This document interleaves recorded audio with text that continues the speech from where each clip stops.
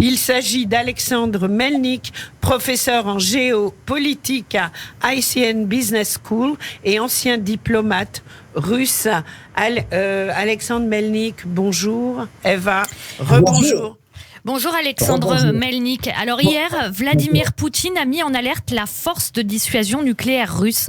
Ça veut dire quoi ? Ça veut dire qu'en Europe, on risque de prendre des ogives nucléaires sur nos pays. Pourquoi est-ce qu'il fait ça, Vladimir Poutine ?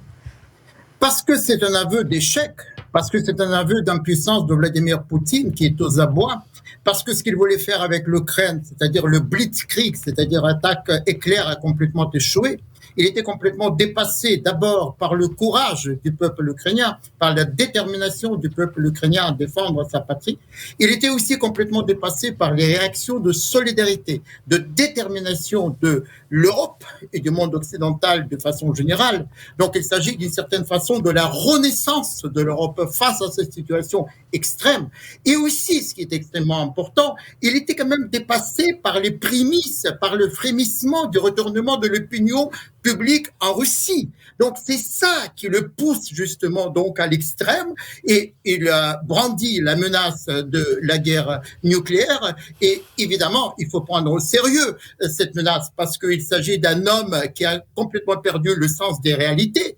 Mais en même temps, il faut quand même réaliser qu'il s'agit de quelque chose qui est hallucinant, quelque chose qui frappe l'imagination aujourd'hui du monde entier. Quand vous me parlez, Eva, justement de la guerre en Europe, cette guerre se déroule déjà en Europe. C'est-à-dire, l'Europe n'est pas encore en guerre contre la Russie, mais la guerre est déjà au cœur de l'Europe. C'est-à-dire, nous sommes déjà donc au seuil d'un conflit qu'il faut arrêter immédiatement, en toute urgence, tant que ça ne dégénère pas. Alors, quand vous dites un conflit qu'il faut arrêter immédiatement en toute urgence, Alexandre Melnik, est-ce que vous voulez dire que Vladimir Poutine, parce qu'il est déjà à des frontières, il y a déjà ces soldats qui sont à des frontières de l'Ukraine, c'est-à-dire qu'il pourrait dépasser l'Ukraine et rentrer dans des pays qui appartiennent à l'OTAN, par exemple, je sais pas, comme la Pologne, qui est un pays frontalier ? Bien entendu, parce que la folie meurtrière de Poutine n'a pas de limite. Il ne sera arrêté que là où il sera arrêté. C'est-à-dire, il s'arrêtera seulement là où il sera arrêté. Ça, il faut garder à l'esprit. Il est engagé dans cette espèce de folie meurtrière, je répète encore une fois, de cette espèce de paranoïa meurtrière, alors donc, qui le pousse à aller à l'extrême et jusqu'au bout. Alors, les arguments de Moscou, c'est de dire, en fait, il y a de plus en plus de pays de l'ancien empire qui appartiennent à l'OTAN, qui sont dans un processus d'européanisation, et ça menace la Russie. En tout cas, c'est les arguments qu'invoque Vladimir Poutine et ses soutiens. Vous, en tant qu'ancien diplomate russe, Alexandre Melnik, vous en pensez quoi ? C'est complètement faux, absolument faux. Il a engagé cette folie meurtrière pour dénazifier, je répète pour nos auditeurs ce mot, ce verbe, dénazifier, donc un pays voisin, et pour décapiter le gouvernement de ce pays, l'Ukraine, qui a été élu de façon démocratique et légitime. Donc, il n'y a aucune explication rationnelle à ce que la propagande russe essaie de polluer à travers les esprits du monde entier. Aucune. Donc, c'est-à-dire, cette guerre est menée par le dirigeant de la Russie. L'entière responsabilité de cette guerre, parce qu'il faut savoir quand même que nous sommes basculés dans un nouveau monde, qu'il s'agit du tournant sans doute le plus grave, le plus dangereux, depuis au moins la fin de la Deuxième Guerre mondiale. Toute la responsabilité de ce qui se passe actuellement, le tragique de l'histoire qui frappe aujourd'hui nous tous, revient à un seul homme qui s'appelle Vladimir Poutine. Il faut le dire de façon claire et nette. Alors, justement, Alexandre Melnik, vous avez été diplomate à Moscou. Ce qui a frappé ces derniers temps, c'est déjà quand il y a eu les entretiens avec Emmanuel Macron, c'est cette énorme table. Alors, ce qui a été invoqué, c'était le Covid, mais cette énorme table donnait déjà un sentiment d'isolement et de solitude de Vladimir Poutine. Et après, les scènes assez terrifiantes qu'on a vues, je crois, avec un membre des services de renseignement à qui il fait répéter clairement qu'il doit soutenir ses opérations militaires. Puis ensuite, ce qu'on a vu hier, quand quand il a mis en alerte la force de dissuasion nucléaire avec les 2 militaires à côté de lui. Finalement, est-ce que le problème, ce n'est pas aussi que Vladimir Poutine est de plus en plus isolé? Peut-être que ça n'existait pas à l'époque soviétique où il y avait quand même un parti.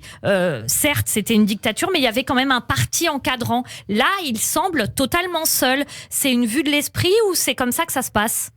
Non, vous avez tout à fait raison, mais il faut quand même rappeler que l'Union soviétique, c'est une entité qui était basée sur le communisme. Le communisme n'existe plus. Et même au pire moment de l'Union soviétique, au pire moment de la guerre froide, à l'origine de laquelle l'Union soviétique et le communisme, de façon générale, étaient après la Deuxième Guerre mondiale. Donc, il y avait une certaine décision collégiale, c'est-à-dire le mécanisme de prise de décision était d'une certaine façon collégial. Par exemple, le Politburo qui prenait des décisions, alors qu'aujourd'hui, il n'y a plus de communisme, il y a l'ultranationalisme qui pousse aujourd'hui Poutine, et il se retrouve justement dans cette situation de total isolement. Il s'est cornérisé lui-même, et d'ailleurs, il ne représente pas la Russie aujourd'hui. Je tiens à faire le distinguo entre Poutine en tant que dirigeant qui était élu, mais on connaît les conditions dans lesquelles il était élu, c'est tout sauf la démocratie, et donc le peuple russe,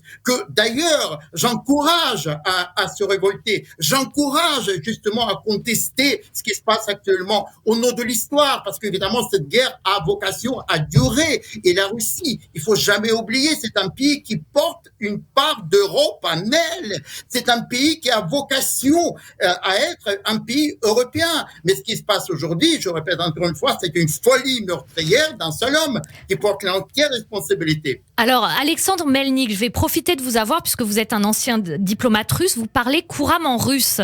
Il y a 2 organes de presse, Sputnik et Russia Today, des organes de propagande, en tout cas c'est comme ça qu'ils sont présentés du Kremlin, qui ont été interdits en Europe.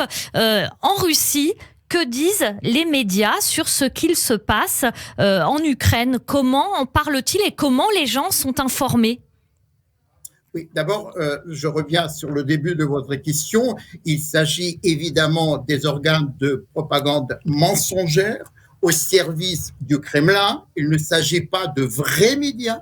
Il s'agit des organes de propagande mensongère qui diffusent la postérité, qui diffusent le mensonge éhonté et qui polluent et les contaminent les esprits.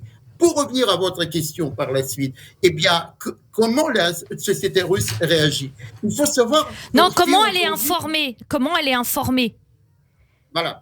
Donc, bah oui, mais il s'agit aujourd'hui dans un monde interdépendant, régi par les réseaux sociaux, régi par le clic qui ne connaît pas de frontières. Dans toutes les sociétés aujourd'hui, tout le monde peut accéder en principe à toutes les informations qui circulent. Nous avons déjà en Russie un segment de la société qui est complètement globalisé, complètement digitalisé, qui peut avoir pratiquement toutes les informations. Ça, il s'agit plutôt des jeunes.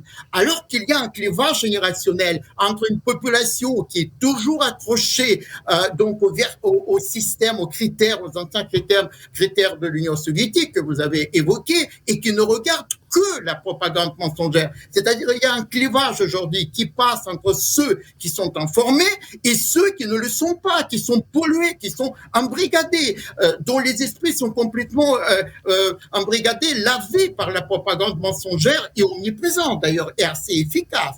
Donc c'est pour ça que la société russe aujourd'hui est atomisée, émiettée. On ne peut pas parler de la société russe en tant que monolithique, parce qu'aujourd'hui, évidemment, il s'agit de plusieurs perceptions. Et en fait, oui, rapidement, très rapidement, 20 secondes. Oui, 20 secondes. Voilà. Du combat de la vérité contre le mensonge. Et chacun doit choisir son camp. Merci beaucoup Alexandre Melnik d'avoir été avec nous ce matin. Je rappelle notamment que vous avez été diplomate à Moscou. Merci beaucoup Alexandre Melnik. Merci, bonne journée. Bonne journée.